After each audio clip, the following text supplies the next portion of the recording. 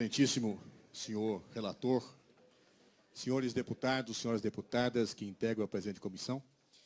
E nisso gostaria de saudá-los e agradecer a oportunidade de aqui comparecer, para que, em nome da senhora Presidente da República, eu possa apresentar a presente manifestação de defesa em face do procedimento de apreciação de denúncia por crime de responsabilidade em curso nesta casa.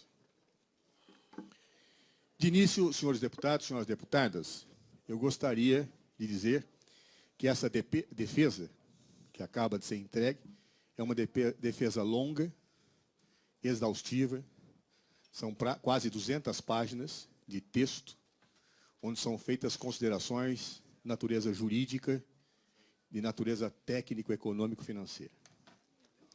Por óbvio, nessa exposição, eu vou me limitar aos principais aspectos. Todavia, julgo que a análise detida desta denúncia revelará, de forma clara e indiscutível, a absoluta improcedência dos crimes de responsabilidade que, por força da denúncia originalmente aceita por Sua Excelência o Presidente da Casa, são, em tese, imputados à senhora Presidente da República. Não existem efetivamente crimes de responsabilidade. A peça inicial é marcada por profundos vícios. E a defesa mostrará, com absoluta clareza e rigor, estas questões que acabo de apontar. Nessa exposição que farei, seguirei basicamente os principais tópicos da defesa na própria ordem apresentada, na própria sequência que o texto escrito está sendo exposto. Nós dividiremos a análise em 3 pontos. E, ao final, faremos os pedidos respectivos a esta douta e digníssima comissão. Em primeiro lugar, faremos uma contextualização institucional e jurídica do processo de impeachment nos marcos do Estado Democrático de Direito vigente nos termos da Constituição Federal de 1988. Esta contextualização pressuporá esta análise preliminar. Nela falaremos da identificação do objeto da denúncia que está sendo discutida nesse processo e ainda abordaremos, embora a matéria já esteja superada, a legitimação da Advocacia Geral da União para atuar, nesse caso, na defesa da senhora Presidente da República. Digo que está superada porque já soube que houve uma decisão da questão de ordem. Então, portanto, embora mencionada, apenas direi de passagem este ponto. Nesta contextualização, portanto, gastarei mais palavras para analisar o instituto do impeachment no âmbito da nossa ordem jurídica e delimitar o objeto da denúncia. A posteriori, na segunda etapa da exposição, levantarei as questões preliminares, que, a meu juízo, caracterizam a absoluta invalidade desse procedimento e da ilegalidade do seu processamento na conformidade dos princípios constitucionais que estão afirmados na nossa lei maior. Esse procedimento vem se desenrolando, por diversos aspectos, em situação ofensiva à Constituição Federal e ofensiva à legalidade. Isso será objeto das questões preliminares que nós abordaremos. O terceiro segmento é a análise de mérito da denúncia. Nesta análise de mérito, nós enfocaremos os aspectos jurídicos, econômicos e financeiros que caracterizam os fatos denunciados aceitos pelo senhor presidente da Câmara neste processo. Feitos os desenvolvimentos e as análises desses 3 segmentos, ao final, apresentarei os requerimentos devidos em nome da autoridade presidencial que ora represento na qualidade de advogado-geral da União. Passo, então, senhores deputados, senhoras deputadas, à exposição. Começo pelo primeiro tópico, a contextualização histórica, política e jurídica de um processo de impeachment no direito brasileiro. A Constituição Federal de 1988 consagra claramente, logo na sua abertura, que o Brasil é um Estado democrático de direito. Essa expressão ela não é vazia, ela não é desdotada de significado. Dizer que o Brasil é um Estado democrático de direito implica em duas realidades que precisam ser observadas. A primeira delas diz respeito ao que seja efetivamente um Estado de Direito. O que é um Estado de Direito? O Estado de Direito é aquele que produz o seu direito e faz com que os agentes que atuam em nome do Estado ajam de acordo com esse direito. O Estado de Direito é aquele que produz as leis e que a todos subordina, sem exceção, a estas mesmas leis. Ninguém pode fazer ou deixar de fazer alguma coisa a não ser em virtude de lei. Este é o princípio da legalidade, próprio e característico dos chamados Estados de Direito. Porém, nem sempre os Estados de Direito são Estados democráticos, como dizem os juristas. A ideia de democracia é a ideia em que a soberania popular se afirma como criando a produção do direito. Todo o poder emana do povo e em seu nome será exercido, ou diretamente, ou através de representantes eleitos pelo povo. Portanto, afirmar que a República Federativa do Brasil é um Estado democrático de direito significa que o direito a tudo orienta, e esse direito remonta na sua legitimidade à própria soberania popular. O Brasil, ao se afirmar como Estado democrático de direito, adotou o regime presidencialista de governo. Não adotou o regime parlamentarista, nem um regime misto, como acontece em alguns países. Disto deve-se extrair uma importante consequência jurídico-política para a nossa análise. Nos chamados regimes parlamentaristas, ou até mesmo nos chamados regimes mistos, se costuma estabelecer nas constituições mecanismos de controle primário entre o poder executivo e o poder legislativo. Nesses sistemas, parlamentaristas ou mistos, muitas vezes se defere a prerrogativa ao chefe de Estado de dissolver o parlamento, de convocar novas eleições parlamentares. Da mesma forma, nesse sistema, o parlamento pode, por razões de mera conveniência política, destituir o governo. Ou seja, fazer com que o governo deixe de ocupar a posição que efetivamente possui do ponto de vista da gestão que lhe é atribuída constitucionalmente. Isso é uma característica dos sistemas parlamentaristas. É um sistema efetivamente de controles primários. O chefe do executivo tem formas de gestão política sobre o parlamento, na possibilidade, inclusive, da sua dissolução, e o parlamento pode instituir o governo. No presidencialismo, adotado pela Constituição Federal de 1988, após ampla consulta popular, não é isto que se estabelece. No presidencialismo, há uma fusão entre quem é chefe de Estado e chefe de governo. O chefe de Estado e chefe de governo é o presidente da República. É quem comanda é quem comanda o executivo. É exatamente por isso. Porque há uma fusão na figura do presidente da República, da chefia de governo, da chefia de Estado, que a ordem jurídica constitucional, ao contrário do que acontece no sistema parlamentarista ou misto, dá uma série de garantias e de estabilidades para que o chefe do executivo possa exercer as suas funções.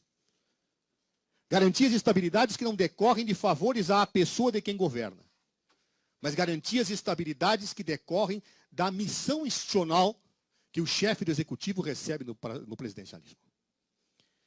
São garantias que fazem com que o seu mandato tenha várias dimensões consolidadas de proteção, justamente para que não exista instabilidade institucional, justamente para que não exista incerteza, justamente para que o Estado e o governo não tenham solidez no âmbito desse sistema. Posso mencionar várias garantias que são dadas, indiscutivelmente, ao chefe de governo e ao chefe de Estado no sistema presidencialista.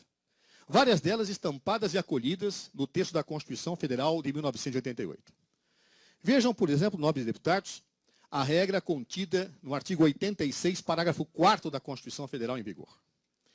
O artigo 86, parágrafo 4º da Constituição Federal em vigor diz: o presidente da República, na vigência do seu mandato, não pode ser responsabilizado por atos estranhos ao exercício das suas funções. Ou seja, ao contrário dos outros cidadãos, que não são investidos da condição de chefia de governo e chefia de Estado, o presidente da República não pode ser responsabilizado por atos estranhos às suas funções durante o mandato que exerce na presidência da República. Por que isso? Um favor ao presidente? Um benefício? Um privilégio? Não, uma garantia institucional. Uma garantia institucional que afirma a estabilidade daquele que tem por missão conduzir o Estado e o governo após legitimamente eleito pelas urnas.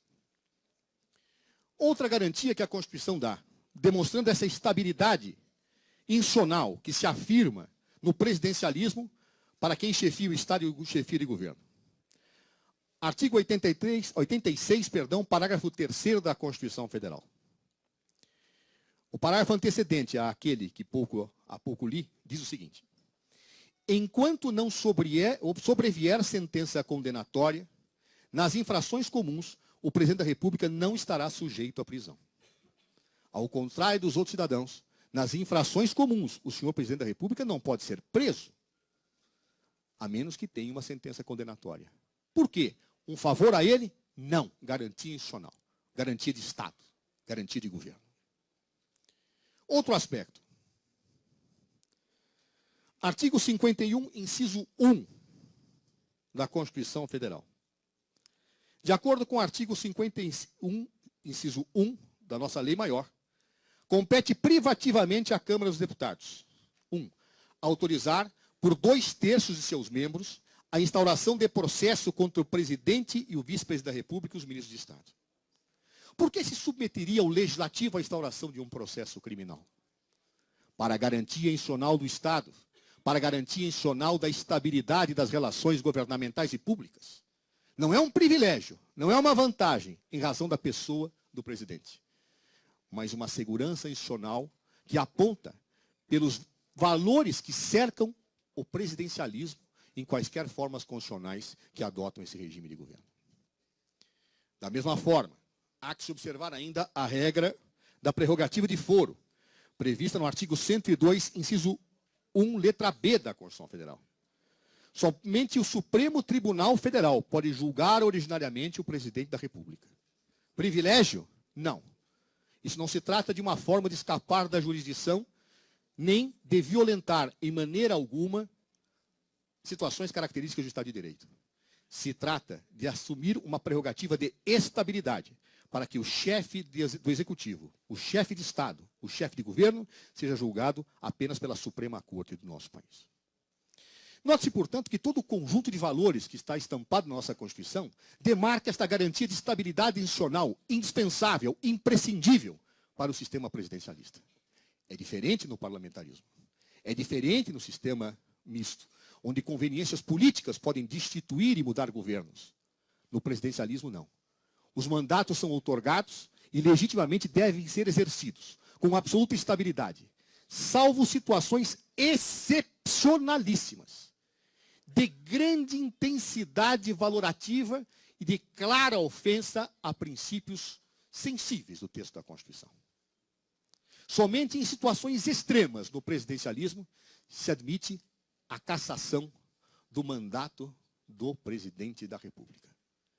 É uma hipótese excepcionalíssima, que pode ser equiparada, segundo muitos juristas, à intervenção da União nos Estados, que pode ser equiparada ao estado de sítio, que pode ser equiparado ao estado de defesa.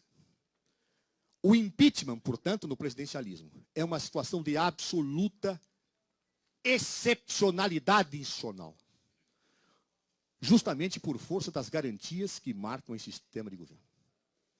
Portanto, no presidencialismo, jamais se poderá falar que qualquer governo possa ser afastado por uma mera decisão política, por uma situação episódica de impopularidade, por algum tipo de situação natural do mundo da política que não seja absolutamente extraordinária e de gravidade afrontosa aos princípios basilares do sistema.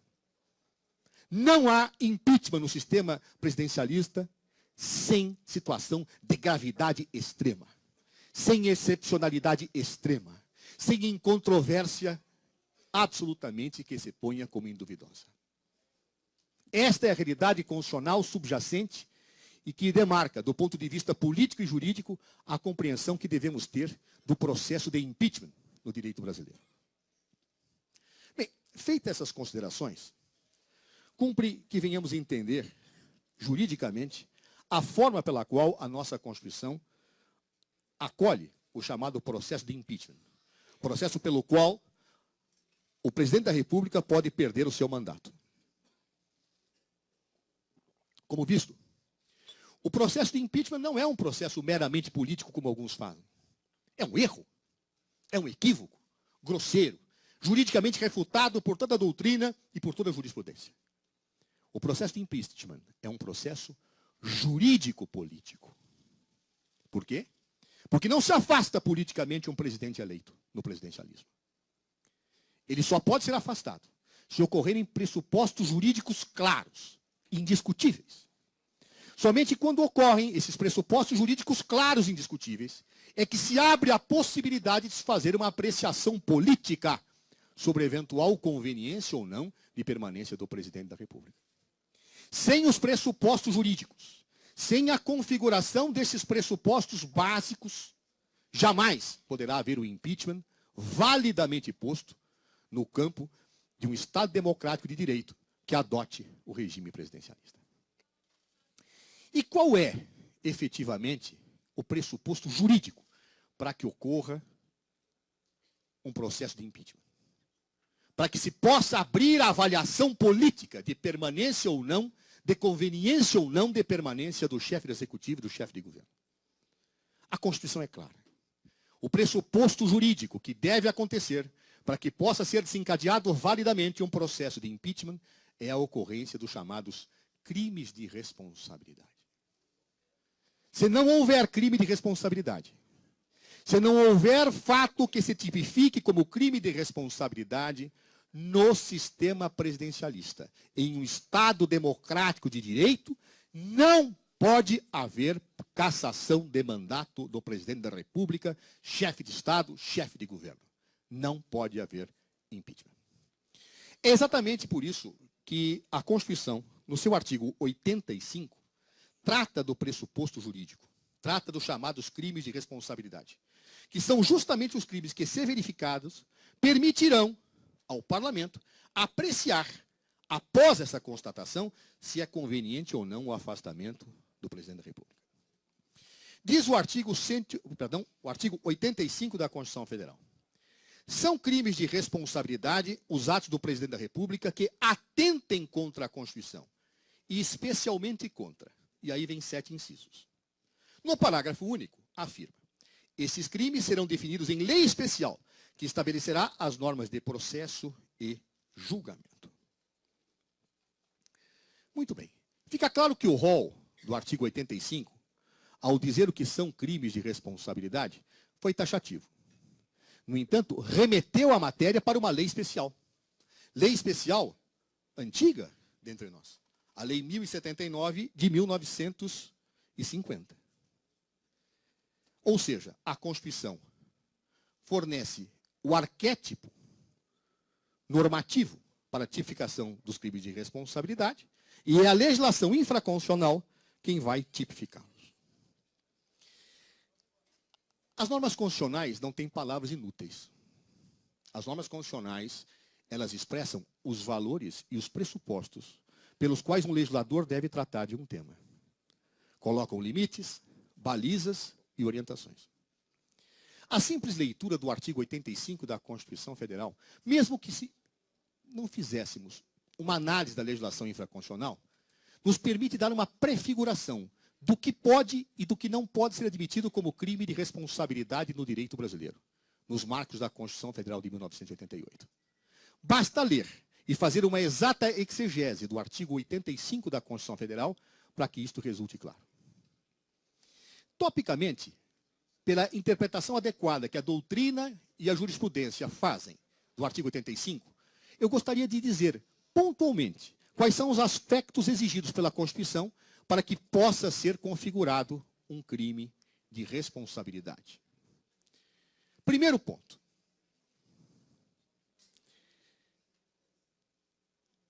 Só existe crime de responsabilidade se houver, diz a Constituição, um atentado à lei maior. A expressão é clara. São crimes de responsabilidade os atos do presidente da República que atentem contra a Constituição. Note-se, o legislador constitucional não fala que violem, não fala que violentem, não utiliza palavras mais fluidas, nem mais brandas.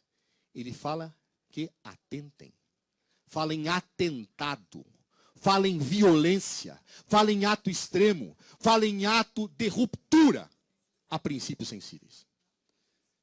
Quem desrespeita a lei não atenta contra o seu espírito. Quem viola a lei não comete um atentado à ordem jurídica. Portanto, a Constituição, nobre senhor relator, deixa claro que não é qualquer ilegalidade, não é qualquer violação, não é qualquer irregularidade, não é qualquer situação de desrespeito tangencial à lei que deve qualificar um crime de responsabilidade. É apenas um atentado à Constituição. Por quê? Porque no sistema presidencialista é excepcionalíssima a possibilidade de afastamento do presidente. Ou seja, a expressão atentado revela o valor que está por trás da Constituição. Revela que é uma situação gravíssima. Não é qualquer situação de ataque, de colisão com norma constitucional qualquer que gera o impeachment. É um atentado. É uma violência extraordinária a princípios estruturantes. É uma violência aos alicerces centrais da ordem jurídica. Crime de responsabilidade, que porventura a lei define e que não tem esta característica, é inconstitucional. Se viesse a fazê-lo, seria inconstitucional. Por quê? Porque tem que ser um ato de extrema gravidade. O que a lei tipifica e o que se corporifica no mundo dos fatos. Segundo aspecto. A Constituição deixa claro que os atos que podem qualificar o crime de responsabilidade devem ser praticados diretamente pelo presidente da República. O texto é claro. E a Constituição não tem palavras inúteis. São crimes de responsabilidade os atos do presidente da República que atentem contra a Constituição. Atos do presidente da República. Atos que não sejam atribuídos a ele. Atos que não decorram do exercício da sua competência direta. Atos que não sejam diretamente advindos da sua ação administrativa não qualificam impeachment. Portanto, para que possamos ter a possibilidade de um crime de responsabilidade, é necessário que tenhamos um ato do presidente da República. É o que diz a Constituição. Se desagrada a alguém, que se mude a Constituição. Não é o que está dito. Atos do presidente da República. A doutrina é clara e indiscutível. Inclusive quando aprecia esta matéria em âmbitos de cassação de governadores e de prefeitos. Que por analogia sistêmica ou do ponto de vista federativo se aplica. Basta ver a jurisprudência. Tem que ser ato imputável diretamente ao chefe do executivo. Terceiro ponto. Para que exista o crime de responsabilidade, embora a Constituição aponte uma situação meramente exemplificativa, é necessário a tipificação legal. Não há crime sem prévia lei que o defina. Não há crime sem tipo legal antecedente. Portanto, indiscutivelmente, em que pese a Constituição tenha trabalhado com afirmações amplas, exige-se para a configuração do crime de responsabilidade a previsão legal que estritamente identifique a parte delituosa. Ou seja, o fato de ser o impeachment um procedimento jurídico-político não afasta a necessidade da tipificação rigorosa, criteriosa e estrita, uma vez que se está falando em campo de restrição de direitos, de sanção política, mas de sanção. Nullum crime sine previa lege. É necessário que tenhamos a lei tipificando o delito para que eu possa ter a sanção. Outro ponto.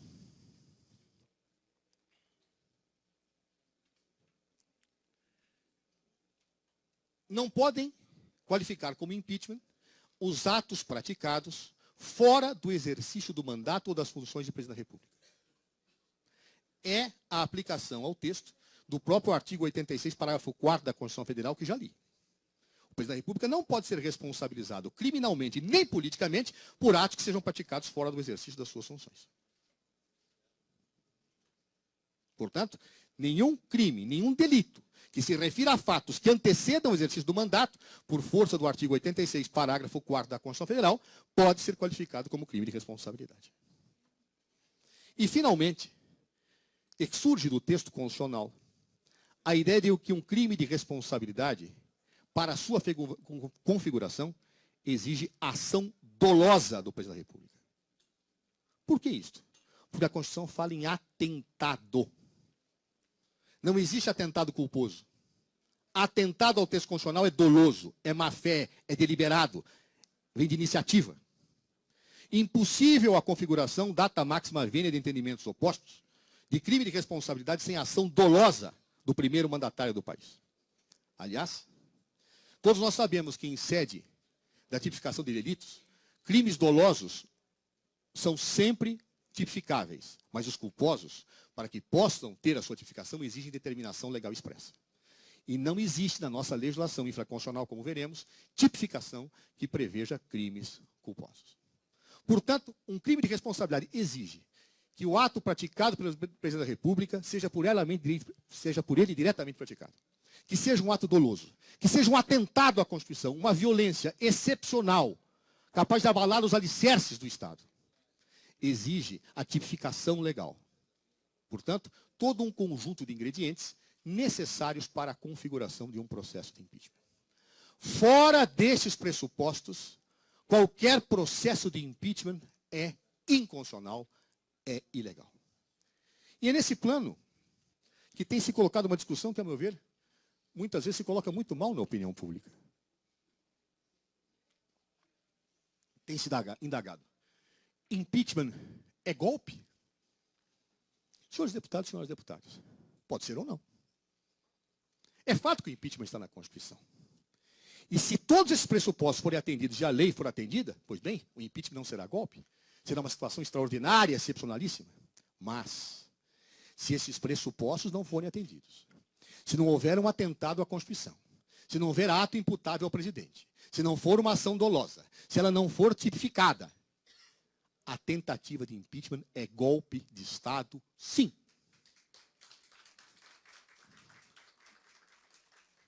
O que é um golpe?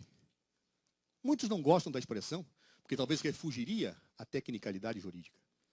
Mas eu vou capturá-lo na política e vou aplicá-lo ao direito. Golpe é a ruptura da institucionalidade.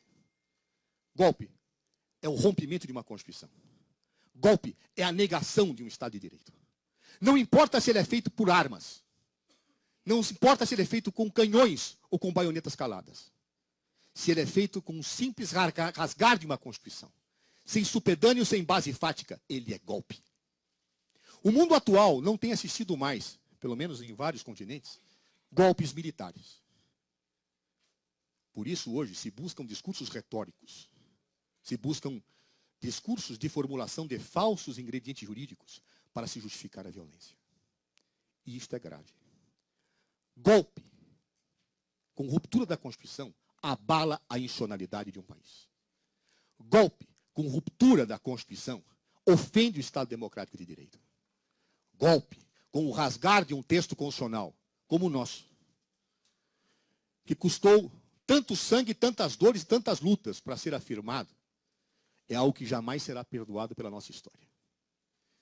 Que será mal visto internacionalmente, que trará insegurança jurídica, que trará incertezas institucionais e conflitos que são inaceitáveis. Posso dizer a Vossa Excelência, portanto, que o impeachment que rasga a Constituição do Brasil, que não tenha pressupostos jurídicos, ou feito por razões de conveniência política ditado pela maioria, é algo que traz duas graves consequências. A primeira delas é a ruptura tensionadora, conflituosa, com uma institucionalidade que não pode ser rompida. A segunda delas, igualmente grave, é o fazer nascer de um novo governo sem legitimidade e sem condições de governabilidade nacional. Pouco importa aos homens que, porventura, venham assumir o governo num caso de ruptura constitucional. Pouco importa se são bons, se são maus, se são probos, se não são. A verdade é que um governo no Estado Democrático de Direito precisa ter legitimidade, derivada da lei e da soberania popular. Se a Constituição foi rasgada e se o povo não foi às urnas, não há legitimidade para um governo que possa, porventura, assumir nessas condições. Não há legitimidade interna, não há legitimidade externa, e um governo nestas condições dificilmente conseguirá cumprir a missão que o Estado lhe reserva. Há que se pensar nisso. Há que se pensar na história. Há que se pensar nos compromissos institucionais quando se decide uma matéria dessa natureza. Mesmo em relação àqueles que discordam de um governo legitimamente eleito, o compromisso com a institucionalidade não pode ser rompido, sob pena de graves consequências históricas, políticas, econômicas, sociais e de segurança jurídica para um país. Não há segurança jurídica, não há segurança institucional com ruptura da ordem e com o rasgar de uma Constituição. É por isso, senhores deputados e senhoras deputadas, que este processo deve ser objeto desta contextualização prévia. Impeachment é excepcional. Impeachment só ocorre a partir de pressupostos jurídicos. Ignorar isso e tratar esta questão como uma questão corriqueira do mundo político, de disputas próprias do nosso mundo, é um erro histórico imperdoável. Faço essas considerações preliminares e a seguir, então, essas considerações introdutórias, e passo, então, agora ao segundo tópico dessa contextualização, que diz respeito exatamente à questão relativa à identificação do objeto do presente impeachment. Como todos os senhores sabem,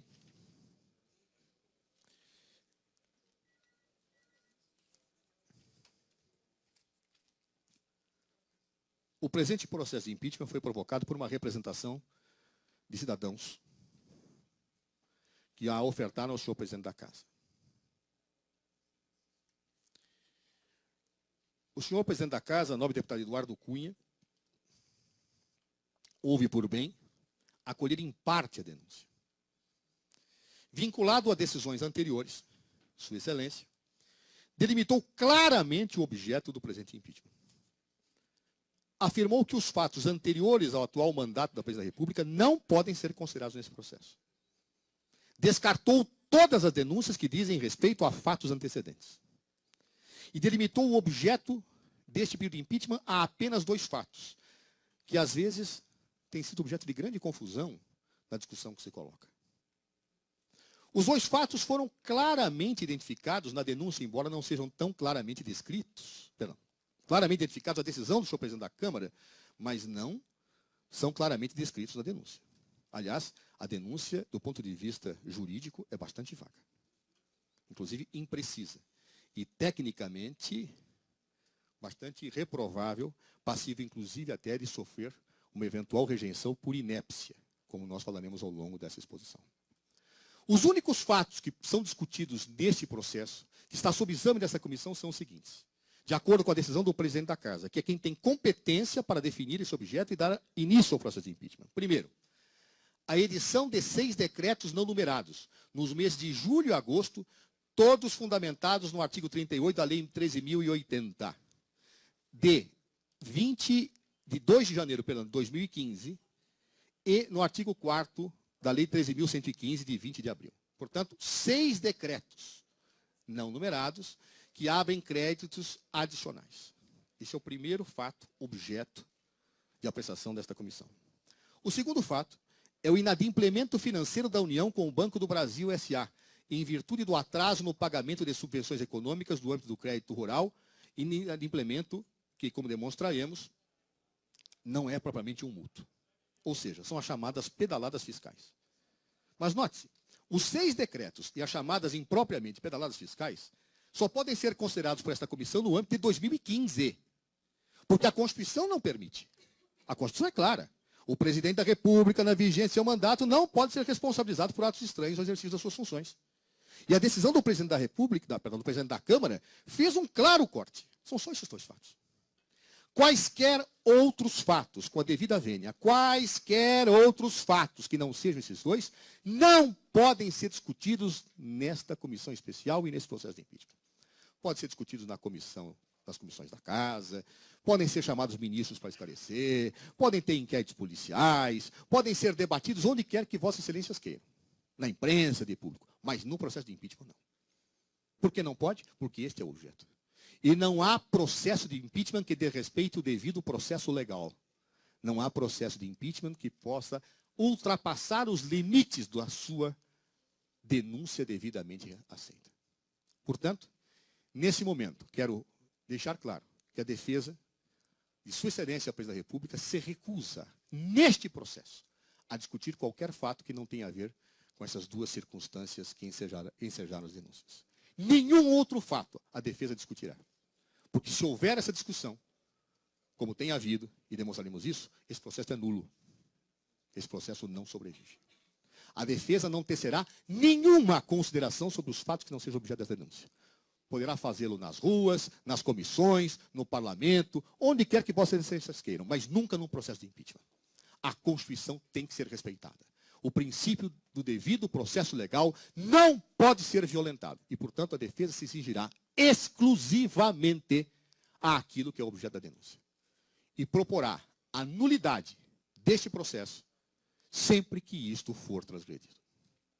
Não se tolera nunca com o desrespeito à Constituição. Não se tolera nunca com desrespeito a princípios constitucionais. E a defesa zelará para que isto ocorra. Feita essa consideração e superada a questão da legitimidade do senhor advogado-geral da União poder comparecer neste processo, já decidido por Sua Excelência o presidente da comissão, passo então às questões preliminares arguídas neste processo, antes de adentrar ao exame de mérito. Temos uma primeira questão preliminar, que merece a consideração do senhor relator e a decisão de Vossas Excelências. Essa arguição preliminar diz respeito ao vício procedimental deste processo em face do indiscutível, notório e clamoroso desvio de poder que marcou a sua abertura por decisão de Sua Excelência, o presidente da Câmara, Eduardo Cunha. Faço previamente uma análise jurídica do que é o desvio de poder, também chamado por autores de desvio de finalidade. A figura do desvio de poder ou desvio de finalidade tem origem no direito francês. E é uma decorrência direta da aplicação do chamado princípio da legalidade. Ninguém pode fazer ou deixar de fazer alguma coisa a não ser em virtude de lei. Por isso, as autoridades que são investidas no exercício da função pública recebem essa investidura da lei. Suas competências são aquelas que a lei estabelece. E quando a lei estabelece as competências para que uma autoridade pública venha atuar, o estabelece para que alcance um certo fim, um fim do interesse público. Toda outorga de competência a uma autoridade pública existe para atender um fim, que é o interesse público, que é o fim que a lei quer que seja alcançado. Não há competência legal ou constitucional que não vise exatamente atribuir a alguém a possibilidade de atuar para alcançar uma finalidade. Por que a nossa legislação atribuiu ao senhor presidente da Câmara a competência para decidir pela abertura de processo de impeachment? Justamente para que examinasse os pressupostos dos requerimentos e, diante da comprovação inicial, desencadeasse um processo com a finalidade de cumprir a Constituição. Esta é a finalidade da competência outorgada ao presidente da Câmara dos Deputados quando aprecia um processo de impeachment. Verificar apenas se a Constituição está sendo cumprida. Ora, conforme fartamente documentado e noticiado pela imprensa, e apresentado nesta defesa, que ora trazemos à consideração de Vossas Excelências, a decisão do presidente Eduardo Cunha não visou, na abertura desse impeachment, o cumprimento da Constituição. Não era esta a sua intenção, não foi esta objetivamente a sua finalidade. Os fatos ficaram claros, os fatos foram evidenciados. Sua Excelência, o presidente Eduardo Cunha, usou da sua competência para fazer uma vingança e uma retaliação à chefe do Executivo, porque esta se recusara a garantir no Conselho de Ética, ao qual ele estava submetido, os votos que o seu partido poderia lhe dar para que ele não pudesse ser processado naquele momento. Ou seja, a imprensa noticiou fartamente isto. Que Sua Excelência, o presidente da Câmara, parecia fazer um movimento pendular entre a bancada oposicionista e a bancada situacionista, na perspectiva de evitar que as fortes acusações contra ele dirigidas pudessem ensejar a abertura de um processo de cassação do seu mandato. Não faço acusações ao presidente da Casa aqui, porque respeito o direito de defesa. Acho que todos devem ter o direito de defesa. Não importa a gravidade das acusações que sejam cometidas. Não importa, inclusive, de muitas vezes, Sua Excelência até mesmo ter imaginado que eu participava de uma conspiração junto com o Procurador-Geral da República contra ele. Ele tem o direito de defender-se. E tem o direito de demonstrar a sua inocência. Isso tem que ser respeitado.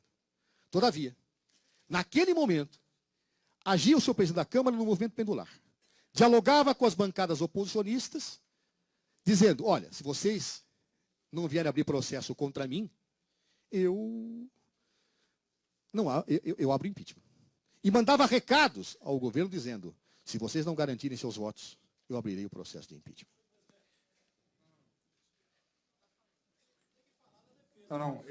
O advogado-geral, o ministro-chefe da Advocacia-Geral da União, ele está fazendo a defesa da presidente. Portanto, nós temos que ouvir com a máxima cautela, a ampla defesa. Deputado Nilton Leitão, é o momento da defesa da presidente e eu não vou permitir que seja interrompido novamente. Senhor presidente, apenas um esclarecimento, eu entendo a insatisfação do deputado. A defesa é jurídica, não é política. O desvio de poder é uma figura jurídica. Basta consultar em qualquer manual de direito administrativo, desde os mais simples aos mais sofisticados, que o desvio de poder está lá posto. Portanto, é uma tese jurídica. E o desvio de poder se comprova faticamente. É isso que estou fazendo. Não estou fazendo discussão política. Bem, prossigo. Ora, a imprensa documentou fartamente esse movimento pendular. Documentou, e várias matérias de jornais são aqui juntadas. Inclusive, observo que houve um momento em que os próprios oposicionistas, não importa as razões que efetivamente os motivaram, fazem uma nota dizendo que seriam favoráveis à abertura do processo de cassação do presidente. É nesse momento que a pressão sobre o governo se intensifica. A imprensa noticia com clareza que eram mandados emissários ao governo para dizer que se não se garantisse os votos no Conselho de Ética, o processo de impeachment seria aberto. A presidente da República se recusou a fazer quaisquer gestões em relação à bancada do seu partido. Sabe que um governo que se curva a esse tipo de situações não tem legitimidade, efetivamente, para governar. As matérias são fartas. Posso citar várias. Cunha vincula impeachment a voto de petistas, no dia 1/12 de 2015. Análise política, chantagens e chantagens. Conde não esconde sua tropa de choque, retalhará a presidente Dilma Rousseff e decidirá pela abertura de processo de impeachment da chefe de governo se os 3 deputados do PT no Conselho de Ética votarem a favor da abertura do processo de perda do mandato. E assim vai. Até que, logo após a oposição ter manifestado sua posição pela abertura do processo de impeachment, os 3 deputados da bancada do Partido dos Trabalhadores, partido da Presidência da República, também declaram textualmente que votarão pela abertura. Imediatamente após, sem esconder o seu propósito, sem esconder o seu desvio de poder, o presidente Eduardo Cunha determina a abertura do processo de impeachment que se encontrava nas suas mãos, parado já há algum tempo. Imediatamente. E a imprensa diz, Cunha retalia PT e acata pedido de impeachment contra Dilma. Cunha perde apoio do PT e aceita impeachment. Eduardo Cunha autoriza abrir processo de impeachment de Dilma. E aí, uma matéria duríssima, se me permitem dizer, em que diz, o Brasil à mercê de um chantagista. Ora, senhores, esses são indícios suficientes de comprovação do desvio de poder. O processo de impeachment não foi aberto pelo exercício normal da competência legal e constitucional de Sua Excelência, o presidente da Câmara. Foi aberto como retaliação. Foi aberto como vingança. Foi aberto, inclusive, para se fazer em contraponto o processo de impeachment à sua própria condição efetiva de cassação do seu mandato. Esta é uma verdade inexorável. E volto aqui à doutrina. Me lembro do ilustre professor Celso Antônio Bandeira de Mello, sem sombra de dúvida, um dos maiores administrativistas brasileiros, se não o maior, vivo hoje, que ao analisar o desvio de poder, deixa claro que o móvel ilícito, em atos que levam certa discricionariedade valorativa de decisão, gera presunção absoluta, iure et de iure, em relação à sua ocorrência. Ou seja, havendo a comprovação do móvel ilícito, se dessume inexoravelmente o desvio de poder. E o ato é viciado, o ato é ilegal. É o que afirma a doutrina. É o que vem do direito francês. É o que afirmam os publicistas de todo o mundo. O ato de abertura do presente processo de impeachment, portanto, está viciado. Esse processo é nulo. O Supremo Tribunal Federal debate essa matéria e ainda não teve uma apreciação definitiva sobre essa questão. A terá. E tenho certeza que esta questão implicará na invalidação ab início desse processo de impeachment. Não se tolera ato praticado com desvio de poder. Não se pode ter um início que marca um pecado original, inafastável, para esse processo. Portanto, se requer anulação desse processo pelo clamoroso desvio de poder de Sua Excelência, o presidente da Casa, Eduardo Cunha, ao determinar a abertura deste processo de impeachment. Segunda preliminar. Conforme decorre destes autos, Sua Excelência, o presidente da Casa, determinou aos autos desse processo a juntada da delação premiada feita por Sua Excelência, o senador Delcídio do Amaral. Esta juntada qualifica clara ofensa ao procedimento legal do impeachment e clara ofensa aos princípios constitucionais. Em primeiro lugar, eu não irei debater aqui a delação premiada, porque não é o objeto desse processo. Farei, se for necessário, em outro momento. Farei com grande prazer, como já o fiz, sem nenhum problema. Mas nesse processo, não. Porém, se observarmos, essa delação premiada, ao ser juntada a esse processo, contraria a própria decisão do senhor presidente. Por quê? A maior parte dos fatos narrados nessa delação premiada, que foi juntada na íntegra esta comissão, diz respeito ao período anterior ao atual mandato. A quase totalidade das acusações dizem respeito ao período anterior ao atual mandato. Ora, o senhor presidente da Câmara havia decidido que só fatos do atual mandato é que poderiam ser apreciados, por isso fez o corte em 2015. Os fatos lá relacionados, deputado Darcísio, Passadina e todos os outros, são anteriores ao atual mandato. E pela própria decisão do presidente da Câmara, não poderia ter sido juntado. Deputado Perondi, com muito respeito a Vossa Excelência, nós estamos no momento constitucional da ampla defesa do devido processo legal. Qualquer interrupção será eventualmente considerada. Portanto, mais uma vez, faço esse apelo que nós consigamos respeitar a Constituição. Quero lembrar ao deputado Darcísio que, evidentemente, o Parlamento pode modificar a Constituição. O artigo 86, parágrafo 4º, pode ser modificado. Mas ele está lá, vigendo. E lá se diz que é no mandato que efetivamente tem que haver a responsabilização do presidente por uma garantia presidencial, como disse ao início. Bem, isso não é privilégio do presidente, é garantia institucional, como ao início esbocei. Pois não. Uma informação, a manifestação da denunciada já está disponível na página da comissão em destaque. Cópias para os deputados estão sendo providenciadas. Portanto, no visor de vocês já está disponível cópia da defesa. Obrigado. Por que terá feito, então, o senhor presidente a juntada dessa delação se contraria a sua própria decisão anterior? Trata-se do desvio de poder em continuidade. Desde que foi apresentada a denúncia, vários especialistas e juristas do Brasil inteiro firmaram pareceres voluntariamente, dizendo que não há base para esse impeachment, que esses fatos alegados são frágeis. Então era necessário criar-se uma comoção, mesmo que desvirtuadora desse processo, para que o desvio de poder de Sua Excelência, o presidente da Casa, tivesse continuidade. Ora, esta situação, efetivamente, juntada de uma delação premiada, que contraria a própria delimitação do objeto feita pelo presidente, mostra que o desvio de poder teve no início e permanece. Jamais poderia o senhor presidente da casa, dentro das suas próprias premissas, ter mandado juntar essa delação. Ao fazê-lo, demonstrou que continua incidindo em desvio de poder. E ao fazê-lo, criou uma ilegalidade insuplantável nesse processo. Nobres senhores parlamentares desta comissão levantaram esta questão de ordem.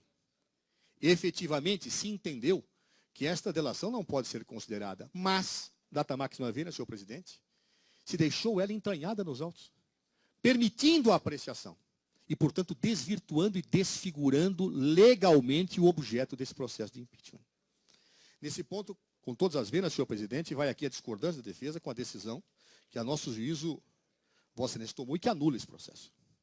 Vossa Excelência diz textualmente, ao decidir essa matéria: de qualquer forma, gostaria de lembrar Vossas Excelências que, mesmo desconsiderado como parte integrante da denúncia, o citado documento é de conhecimento público. Dito isto, não há como esta presidência impedir a influência dele sobre a formação de juízo individual de cada parlamentar desta comissão e desta casa. E sendo nós todos condicionalmente livres em opiniões, palavras e votos, é da mesma forma impossível para esta presidência impedir que os fatos neles contidos sejam enunciados no discurso de Vossa Excelência. Senhor presidente, esta comissão só trata dos dois fatos. Não pode haver discursos, manifestações, avaliações que refujam os dois fatos. São os dois fatos que podem legitimar a configuração de crime de responsabilidade. Se houver outro processo de impeachment, é outra questão.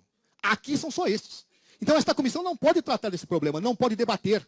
A simples presença deste documento entranhado nos autos é fator de nulidade insuplantável desse processo. Insuplantável. O simples fato de os senhores deputados terem feito referência a ele anula o processo. Indiscutivelmente. Por quê? Porque num processo só se examinam os fatos da acusação. Por quê, deputados? Pelo exercício do direito de defesa. Quando alguém se defende, tem que saber exatamente do que se defende. Quando alguém se defende, tem que saber exatamente o que lhe é imputado. Não existe a roleta giratória de acusações disseminadas e difusas para que alguém possa exercer a defesa. Aliás, eu me lembro, e aqui é citado, o clássico romance O Processo, de Franz Kafka, em que Joseph K. tinha um processo contra ele e não sabe do que era acusado.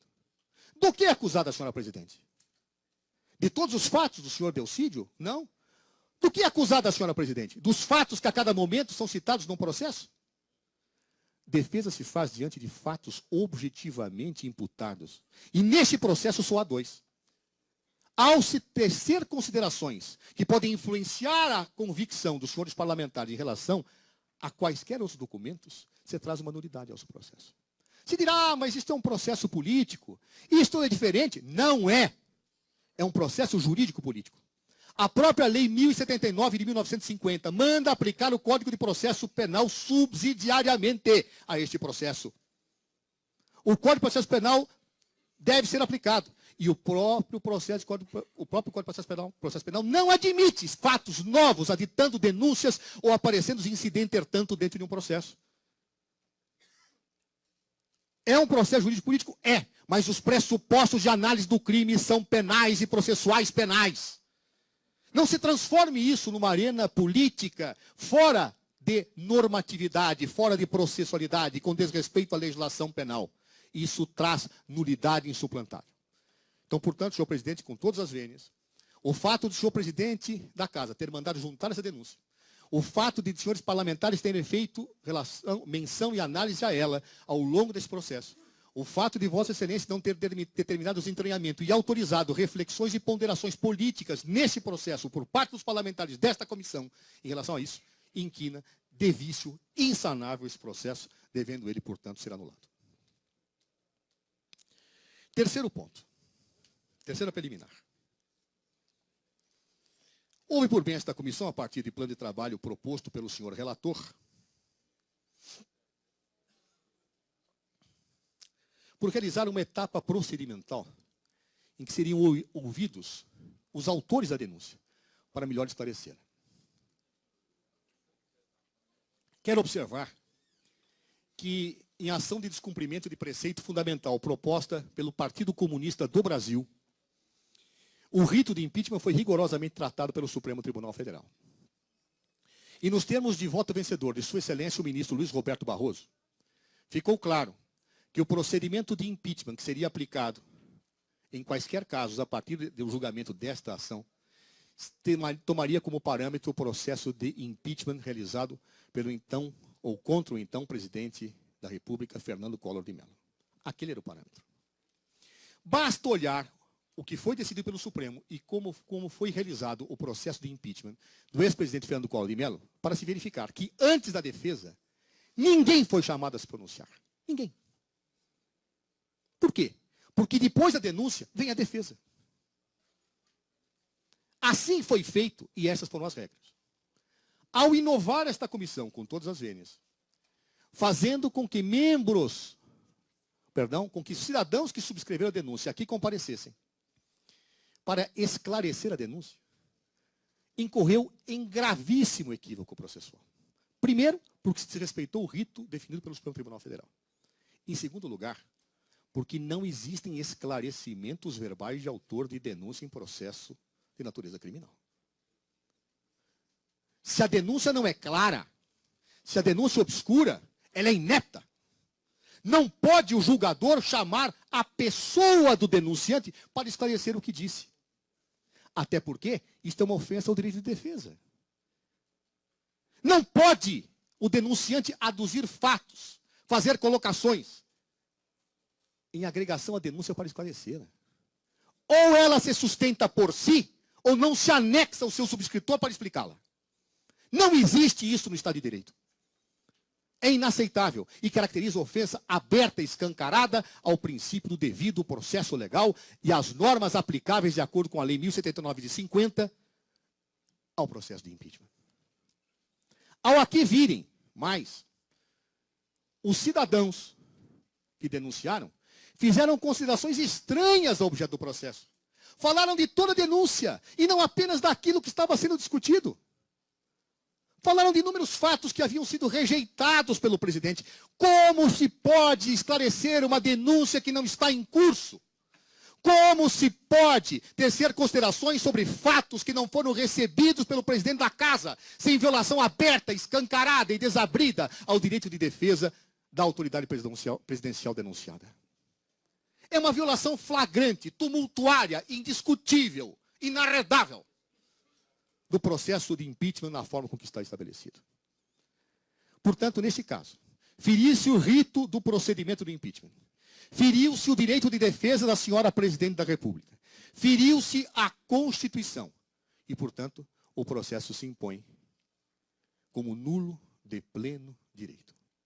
Por ofensa objetiva à Constituição, por ofensa aos direitos subjetivos da senhora presidente da República e por se ter trazido autores in personam para aclarar uma denúncia, que já devia estar clara, ou para trazer elementos que efetivamente não poderiam ser aqui apresentados.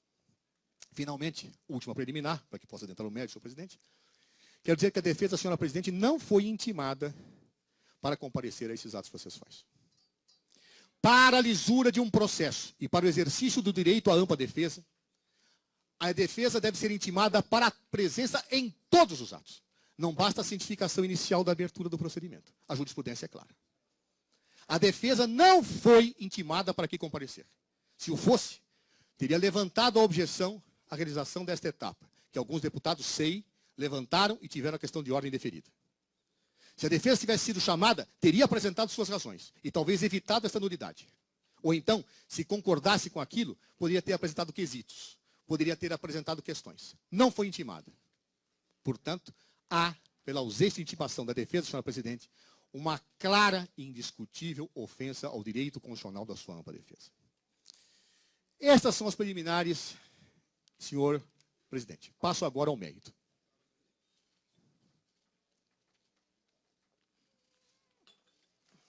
A denúncia apresentada pelos cidadãos que a subscrevem e apenas parcialmente recebida pelo senhor presidente da República, será, repito, considerada pela defesa apenas nos fatos que dizem respeito a esse processo. inovações não serão aqui debatidas. Argumentos que fogem ao objeto, por amor ao processo, ao direito de defesa e à Constituição e ao Estado de Direito, não serão por nós tratados. Os dois fatos tipificados, a abertura de crédito suplementar e as operações contábeis, equivocadamente chamadas de pedaladas fiscais, são dois fatos distintos e inconfundíveis. Distintos e inconfundíveis. Na prática, se fala dos decretos como se fossem pedaladas, se façam das operações contábeis como se fossem decretos. São dois fatos distintos, absolutamente distintos, que apenas devem ser considerados a partir de 2015, segundo decisão do presidente e segundo regra decorrente da Constituição no artigo 84, parágrafo 6º. Muito bem. O que eu quero afirmar é que a denúncia apresentada pelos subscritores apresenta com a devida vênia e respeito imensamente os subscritores. Os subscritores são indústrias penalistas, inclusive da minha relação pessoal.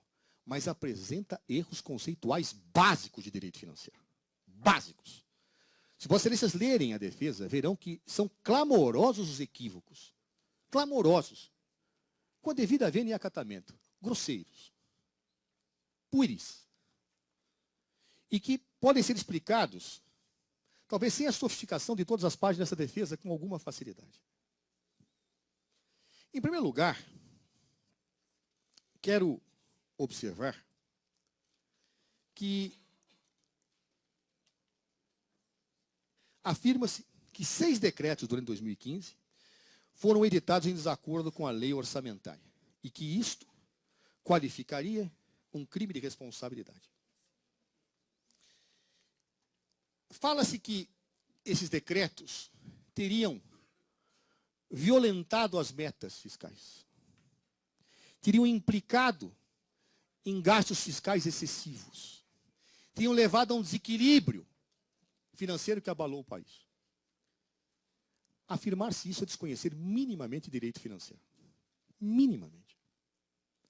Por quê? Porque não se pode confundir a gestão orçamentária com a gestão financeira. Quem já atuou na administração pública sabe disso, sem dificuldade. Mas é possível que pessoas que efetivamente não militem nesta área tenham dificuldade de entendê-la. O que é o orçamento programa, deputado Júlio Lopes?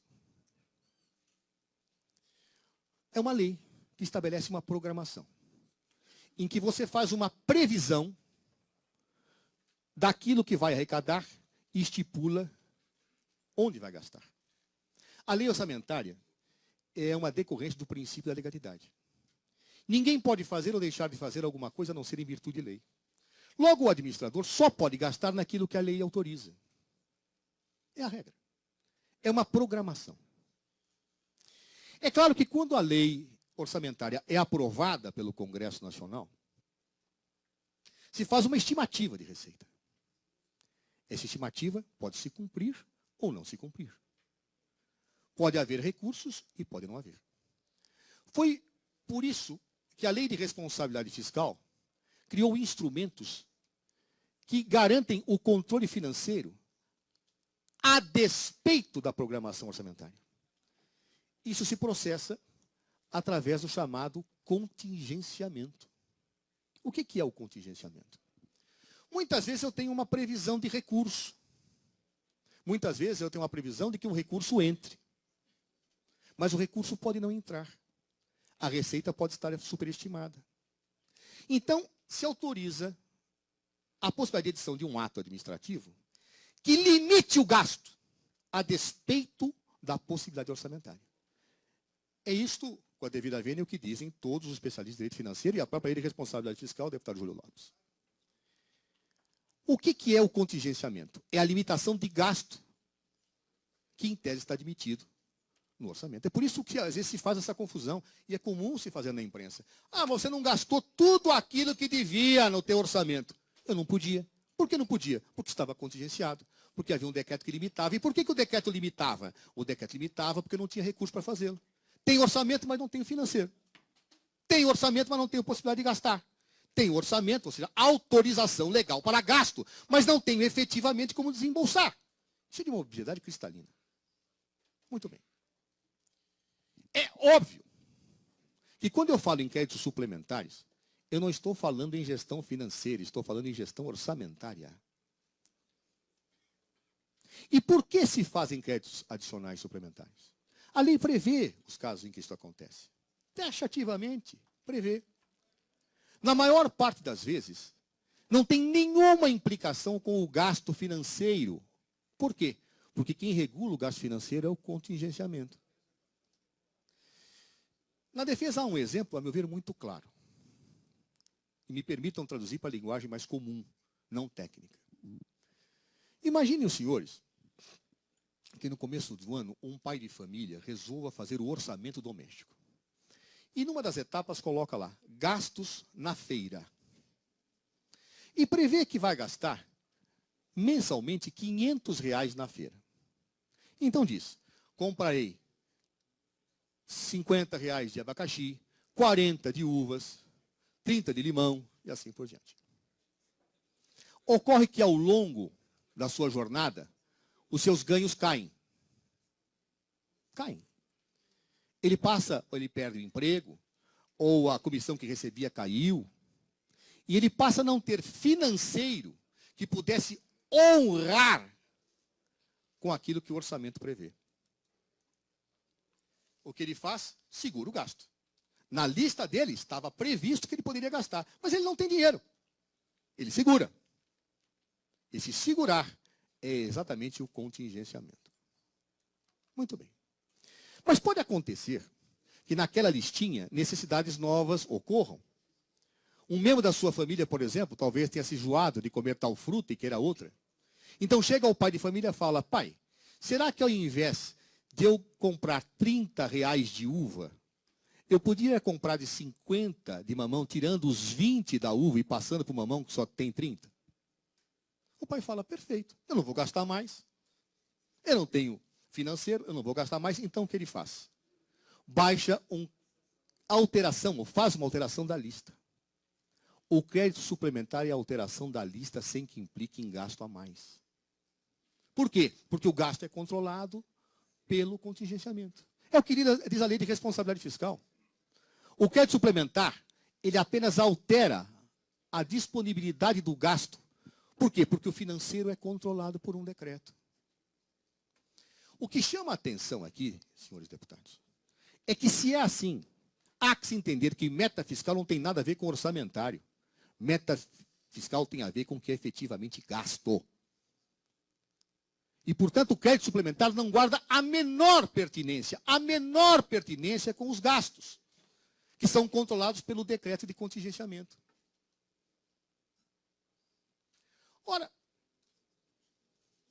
é tão curioso isso, que a defesa demonstra com absoluta clareza que, mesmo havendo créditos suplementares, o contingenciamento foi aumentado, justamente para que não houvesse o gasto indevido e as metas fiscais efetivamente estivessem plenamente adequadas àquilo que se estipula. Portanto, há aqui um erro de princípio clamoroso. Clamoroso. Os créditos adicionais suplementares não interferem, não guardam nenhuma pertinência lógica com gastos efetivamente feitos. Créditos adicionais suplementares têm a ver com programação, tem a ver com orçamento, não tem absolutamente nada a ver com gastos efetivados, com a execução orçamentária, com o disponibilizado. Isso é controlado pelo empenho. Isso é controlado pelo contingenciamento.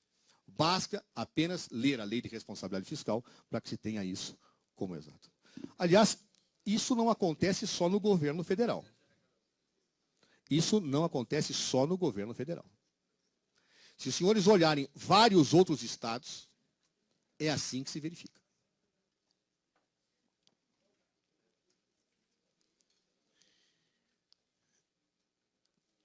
Em síntese, portanto, os créditos adicionais suplementares decididos por decreto não afetaram metas fiscais.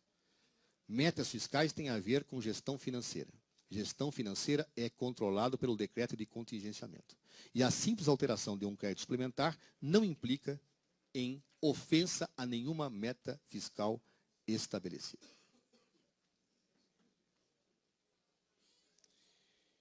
Ou seja, não há nenhuma ilegalidade a ser imputada à Presidente da República. Mas vamos avançar. Vamos imaginar, como diz o deputado Júlio Lopes, que lê atentamente o direito financeiro, peço apenas que identifique as páginas corretas para que possamos debatê-las. Vamos imaginar que houvesse legalidade, deputado Júlio Lopes. Vamos imaginar que Vossa Excelência tivesse razão. Vamos imaginar. Um crime de responsabilidade só se configura quando há ação dolosa. Nós já vimos isso. Muito bem. Houve ação dolosa da Presidente da República, no caso? Sabem os senhores quantos técnicos e órgãos técnicos intervêm? Sabem os senhores quantos órgãos técnicos intervêm para que um decreto como esse seja expedido? Mais de 20 órgãos técnicos. A defesa demonstra isso. Mais de 20 órgãos técnicos.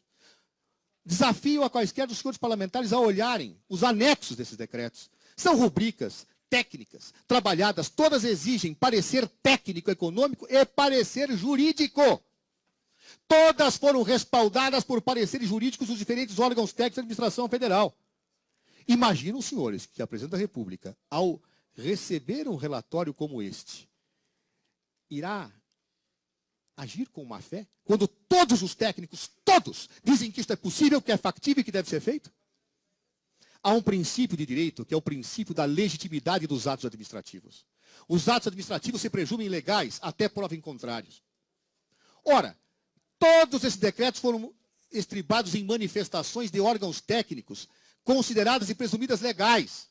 Imaginar-se que Sua Excelência, Presidente da República, tivesse uma ação dolosa ao baixar esses decretos, quando a própria AGU, quando o Ministério do Planejamento e seus órgãos técnicos, formados por pessoal competente e de carreira, firmou esses estudos de alto detalhamento, seria um verdadeiro absurdo. Aliás, chama a atenção uma questão. Os créditos suplementares que foram baixados, embora os autores da denúncia pareçam confundir, não são firmados só para o Executivo e a pedido do Executivo. Não são firmados. Os outros poderes também pedem, e é por decreto que se baixa.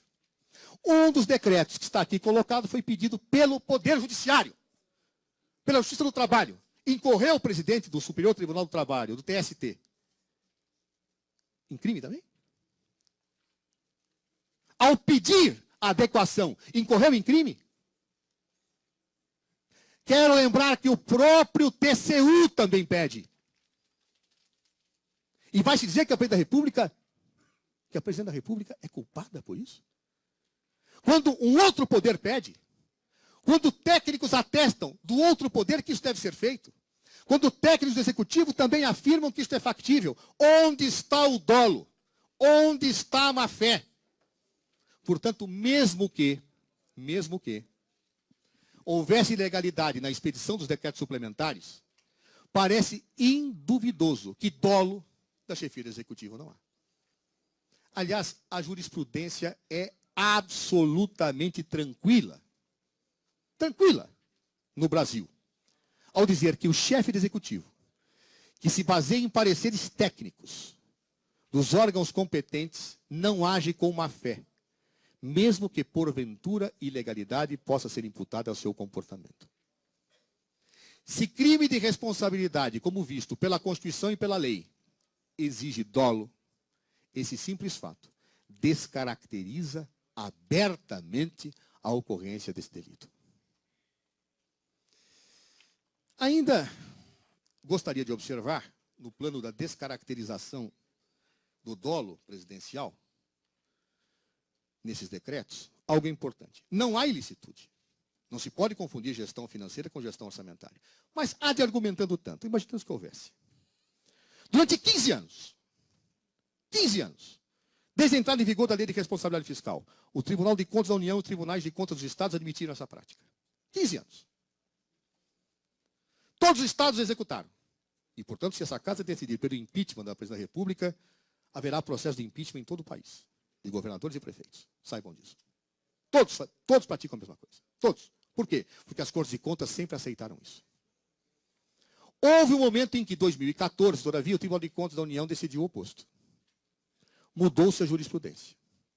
E, curiosamente, com a devida vênia, se passou a discutir se o Presidente da República, mesmo tendo praticado atos antes da mudança jurisprudencial, deveria ser penalizado por isso. existe punição retroativa? Se eu proíbo a partir de agora um comportamento, quem realizou o ato quando o comportamento era admitido deve ser punido. Se eu puno a partir de agora que as pessoas bebam água, quem bebeu água ontem deve ser penalizado. A partir do momento em que o Tribunal de Contas da União modificou o seu entendimento e que houve um trânsito julgado do seu acórdão, o Executivo não baixou mais esses decretos. Quer-se então penalizar retroativamente por má-fé a presidenta, quando ela editou atos na afirmação de uma jurisprudência que autorizava que eu fizesse? Irá se punir todos os governadores e prefeitos do Brasil inteiro por terem feito isso, por uma mudança de jurisprudência? Aliás, deputado Júlio Lopes, um a ser punido é o governador Geraldo Alckmin. Ele baixou o decreto suplementar e desrespeitou a meta fiscal. Está aqui na nossa defesa. É correto que haja impeachment contra o governador Geraldo Alckmin? Não. Não. Porque não há ilegalidade. A mesma situação que atinge a presidência da República atinge vários governadores. Nós temos aqui um mapa de todos os estados atingidos. A entender o Congresso Nacional que essa situação qualifica crime de responsabilidade, todos devem submeter ao processo de impeachment, sem exceção. Uma verdadeira violência constitucional quando se entendia que isso era factível há 15 anos. Fere-se o princípio da previsibilidade jurídica. Fere-se a segurança das instituições. Criam-se teses para justificarem fatos a partir de uma concepção política. Não pode o país conviver com tal situação de imprevisibilidade na gestão governamental. É inaceitável. Ao defender a presidenta Dilma Rousseff, defendo, portanto, todos os senhores governadores e todos os senhores prefeitos que, de acordo com a lei, de acordo com a jurisprudência, agiram desta mesma forma. É inaceitável que sejam responsabilizados politicamente quando entendiam, sem má fé, que estavam a cumprir a lei.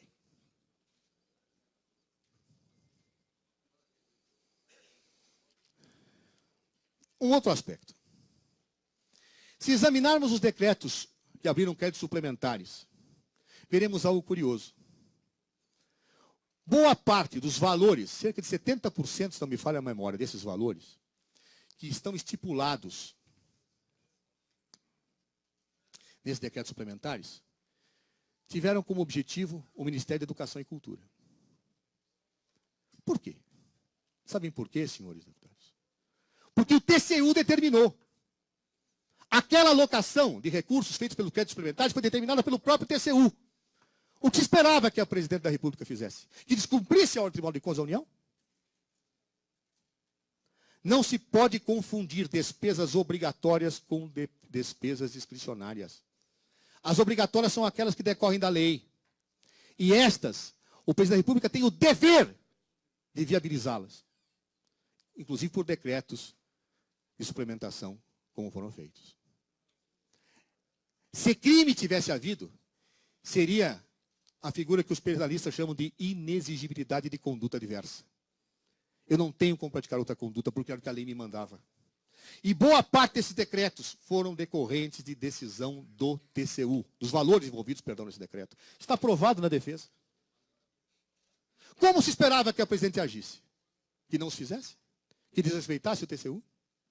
E os créditos suplementares baixados pela Polícia Federal? Se não fossem baixados, as investigações e o combate à corrupção seria duramente criminado, a presidenta o fez. Por quê? Porque a lei autorizava. A possibilidade de abrir créditos adicionais suplementares, ou créditos suplementares, pode ser feitos por lei ou por decreto.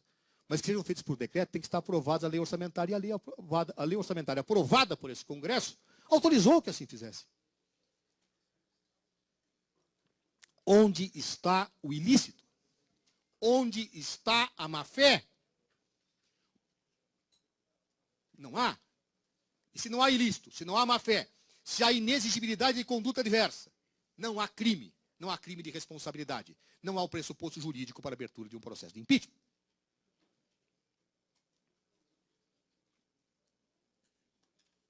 Finalmente, quero observar que, embora os créditos suplementares não tenham nada a ver com metas fiscais, a meta fiscal foi alterada por lei desta casa. Já não havia crime, já não havia delito, mas foi alterada. Terá esta casa incorrido também em delito ao fazê-lo? Não. Porque vários governos já o fizeram, inclusive por medida provisória, alteração de metas fiscais. O governo Fernando Henrique Cardoso o fez por medida provisória. E a desrespeitou. E não houve impeachment. Não houve rejeição de contas.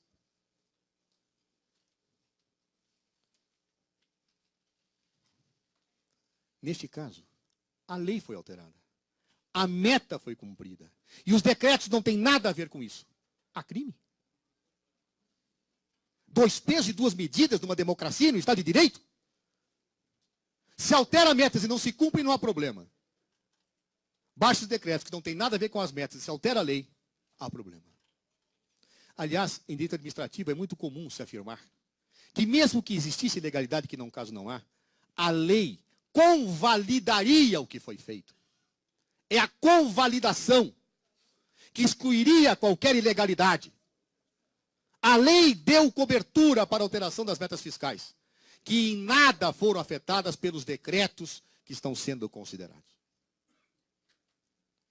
Portanto, senhor presidente, me valendo exclusivamente dos decretos, dos 6 decretos de 2015, que sequer ainda foram apreciados pelo TCU, que estão sob análise, que o plenário não apreciou, onde nada foi considerado, se pretende a configuração de um crime de responsabilidade não investigado, não apurado, não decidido, em que não há dolo, em que não há ilicitude, em que existe inexigibilidade de conduta diversa, em que se cumpriu apenas o que a lei determinava.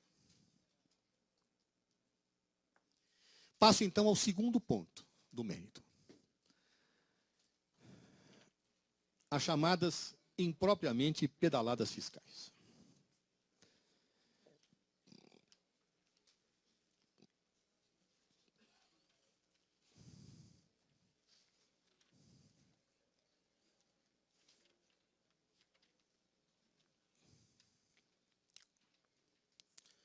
A grande verdade é que a denúncia que foi recebida por Sua Excelência o presidente Eduardo Cunha é uma verdadeira pedalada na anterior que já havia sido feita. Que horas são? Aí eu acabo. Tá bom. Por que uma pedalada? Porque a denúncia originalmente apresentada dizia respeito a 2014. Quedou ela em exame pelo presidente Eduardo Cunha há muito tempo, até que posteriormente foi aditada. E foi apenas recebida naquele momento em que se configurou o desvio de poder, para fins dos fatos que ocorriam no atual mandato de Sua Excelência, Presidente da República. Muito bem. Logo, o que está em consideração é exclusivamente as operações de crédito, as chamadas pedaladas fiscais, praticadas no ano de 2015.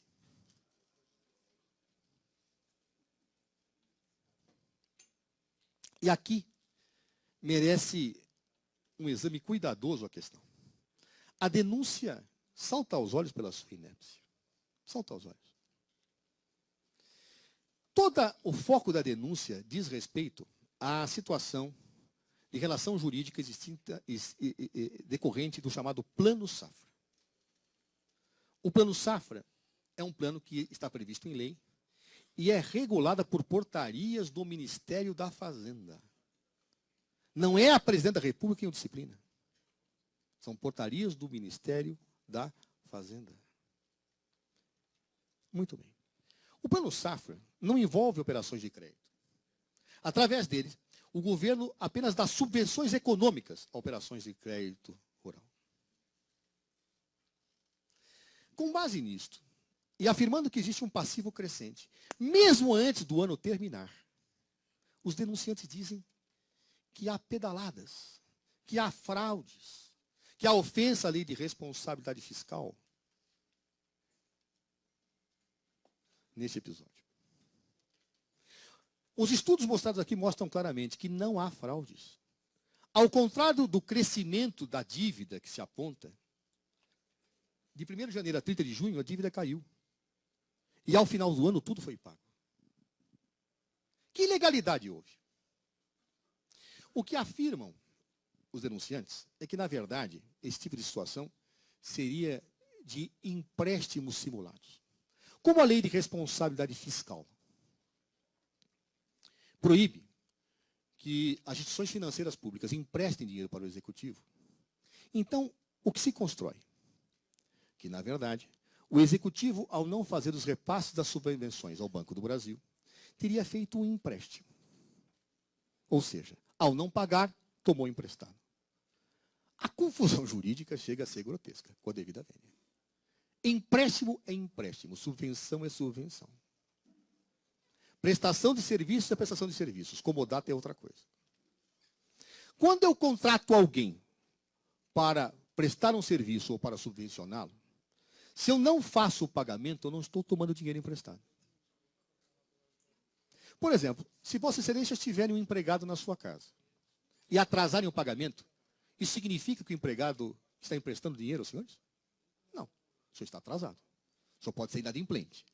O senhor pode não ter honrado com seus compromissos. Mas empréstimo dele para você não há. Porque mútuo empréstimo exige repasse de dinheiro para alguém. Não pagamento. É por isso que as situações decorrentes da chamada pedalada fiscal não são operações de crédito. Não são empréstimos. Juridicamente não são. E, portanto, não são operações vedadas pela lei de responsabilidade fiscal. É fato que o Tribunal de Contas da União sempre admitiu isso. Admitiu no governo Fernando Henrique Cardoso, admitiu no governo do presidente Lula. Mas o ano passado disse que não podia mais. A partir do momento em que o Tribunal de Contas disse que não podia mais, não se fez mais isso. Portanto, em 2015, não existe nenhuma ilicitude nesse comportamento em relação ao Plano Safra. Ou seja, não há ato ilegal. E se não há ato ilegal, não há crime de responsabilidade. Mas vamos imaginar que houvesse ilegalidade. Vamos imaginar, argumentando tanto. Nós vimos que pela Constituição um crime de responsabilidade só se configura quando o ato é do presidente da República. A lei deixa claro que quem faz a gestão do Plano Safra não é o presidente da República, é o ministro da Fazenda. O ato tem que ser do presidente. Tem que ser doloso. Não há. Aí, os denunciantes, na denúncia, curiosamente, dizem, olha, não há ato dela mesmo, mas houve uma omissão.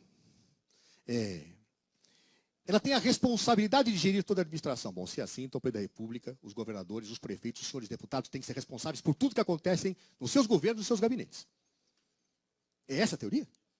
Se um funcionário dos senhores vier a praticar um ato ilegal, porque o senhor tem poder hierárquico sobre eles, os senhores serão responsabilizados, é correto que seja isso? É. Então, cassemos o mandato de todos aqueles que têm funcionários que pratiquem irregularidade nos seus gabinetes. Não é correto. As pessoas respondem por aquilo que a lei manda, por aquilo que lhe é imputável. O fato de alguém ter um poder de supervisionar a administração não lhes coloca na condição de ter praticado um crime. Senão, pais seriam responsáveis por crimes praticados por seus filhos.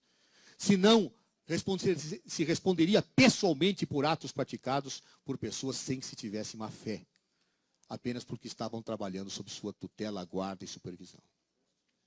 Não existe crime de responsabilidade que não decorra de ato imputável diretamente ao presidente da República. E neste caso, não há este ato.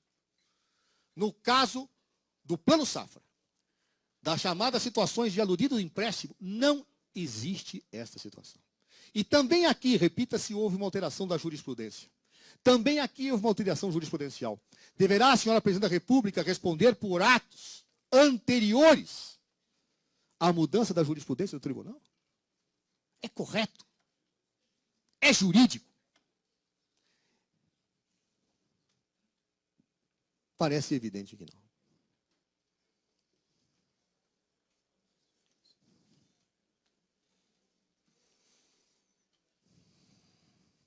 Finalmente, posso dizer que nos dois casos, se tenta invocar um crime de responsabilidade por violência, por um atentado à Constituição, por se ter ofendido a lei orçamentária. Nós estamos a anos-luz daquilo que a Constituição manda. Primeiro, repito, porque não houve ilícito. Segundo, porque se tivesse havido ilícito, teria havido ilícito em tese contra a lei de responsabilidade fiscal nos dois casos. E violar a lei de responsabilidade fiscal não é violar a lei orçamentária, nem o orçamento. O tipo criminal da lei 1079 de 50 é claro, é violar o orçamento. Mas vamos imaginar que tivesse havido violação à lei de responsabilidade fiscal, ao orçamento. Onde está a má-fé da Presidência da República dos dois casos? Não há.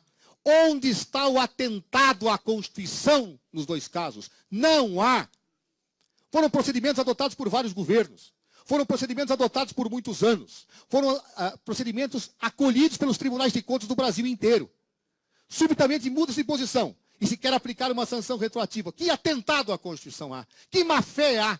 Que ofensa a princípio básico e sistêmico que autorize uma medida violência como impeachment existe? O impeachment, eu disse no início da exposição, e meu tempo já se acaba, só existe em casos extremos de ofender os alicerces do sistema. Neste caso, estas práticas foram aceitas no Brasil por décadas. Nestes casos, as Cortes de Contas aceitavam esta situação sem reprimi-las. Nestes casos, houve uma mudança de orientação e se quer aplicar retroativamente a tipificação de um crime, como se ele existisse antes da mudança jurisprudencial nos dois casos, o que não existe. Neste caso, se quer pegar um pretexto para se construir a figura de um crime de responsabilidade. A denúncia, portanto, os senhores parlamentares, é absolutamente, manifestamente, improcedente. E diante disso, quero aqui voltar ao início. E quero dizer, senhores nobres deputados, e peço que leiam com atenção essa peça, ela é extensa, mas ela é elucidadora, ela é demolidora. Demolidora dos argumentos da denúncia. Peço que leiam sem preconceito. Sem preconceito. Sem posições prévias. Está em jogo a democracia no Brasil. Está em jogo o Estado de Direito. Está em jogo o respeito democrático de uma presidente legitimamente eleita. Quem dela não gosta, terá um momento nas urnas de manifestar a sua opinião. Mas não através de rupturas constitucionais que se manifesta essa opinião. É, portanto, que digo aos senhores e às senhoras que, neste caso, por inexistir crime de responsabilidade configurado, que, neste caso, por não existir ato ilícito atribuível ao Presidente da República, por não existir ato doloso em nenhuma das duas situações, um processo de impeachment equivaleria ao rasgar da Constituição Federal de 1988, se fosse acolhido. Seria, se me permite a licença, senhor presidente, e a força das palavras, seria um golpe. Um golpe, não porque o impeachment não está previsto na Constituição, porque está, mas um golpe porque este impeachment, com base nesses fatos, golpeia a Constituição, atinge a institucionalidade e afronta o princípio básico do Estado de Direito. O Brasil não pode conviver com rompimentos institucionais. Um novo governo não pode nascer com esta pecha de ilegitimidade, seja ele qual for, e sejam quais forem os homens que vierem a compô-lo. E é necessário, portanto, que todos nós, que juramos cumprir a Constituição, juramos honrá-la e respeitá-la, a defendamos nos seus pressupostos básicos. Este processo de impeachment, em primeiro lugar, é nulo de pleno direito. Foi realizado em desconformidade com a Constituição. Está sendo realizado em desconformidade com a Constituição. E hoje mesmo, eu lia nos jornais, que Sua Excelência, o Presidente da Casa, pretende construir um processo de votação em plenário que favoreça a aprovação do impeachment. Isso é a materialização do desvio de poder. Isso é a confirmação da ilegalidade. Isso é a confirmação de que não existe base para um processo de impeachment. E mais, que não se force uma retórica jurídica quando os fatos não se combinam ao texto constitucional. Que não se pretenda, efetivamente, atingir os direitos e garantias de uma democracia por uma mera situação de disputa política que, obviamente, pode ser absorvida nos marcos constitucionais existentes, mas jamais o será se houver violência. Cito apenas algumas frases que servem como corolário daquilo que disse, antes que possa apresentar os pedidos desta comissão. O primeiro deles vem de um ilustre parlamentar falecido, ex-ministro da Suprema Corte do Brasil, Paulo Brossato. É a frase de abertura do nosso pedido, da nossa defesa. Ele diz: o fato de ser impeachment um processo político não significa que ele deva ou possa marchar à margem da lei. Este processo foi instaurado, marcha contra a lei e não tem os pressupostos legais para a sua admissibilidade. Outra fase que gostaria de mencionar, senhores parlamentares.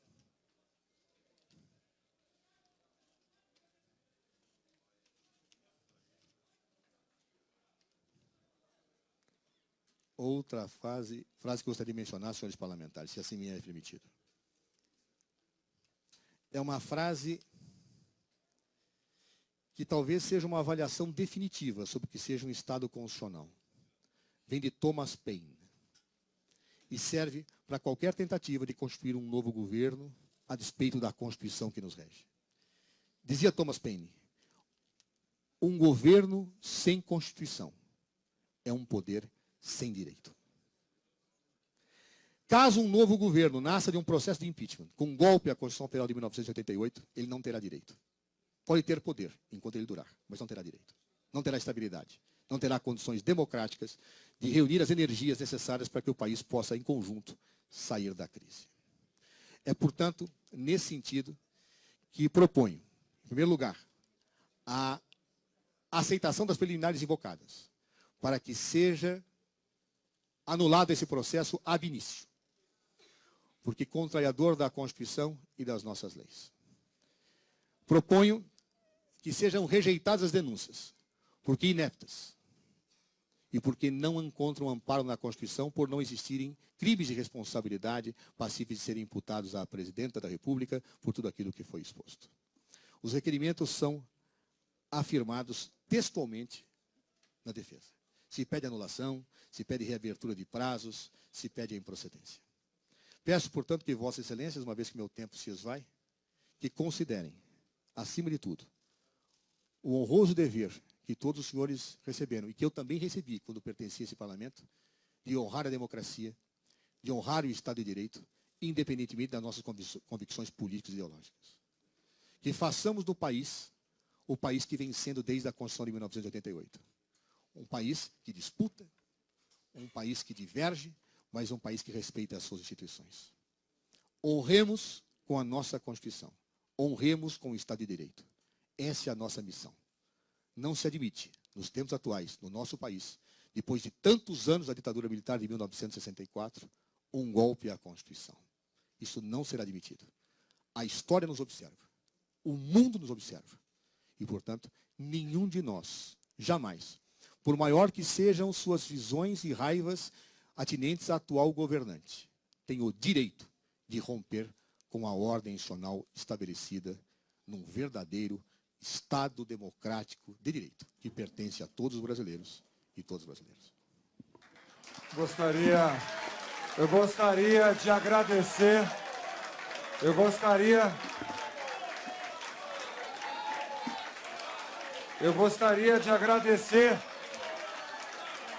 a exposição.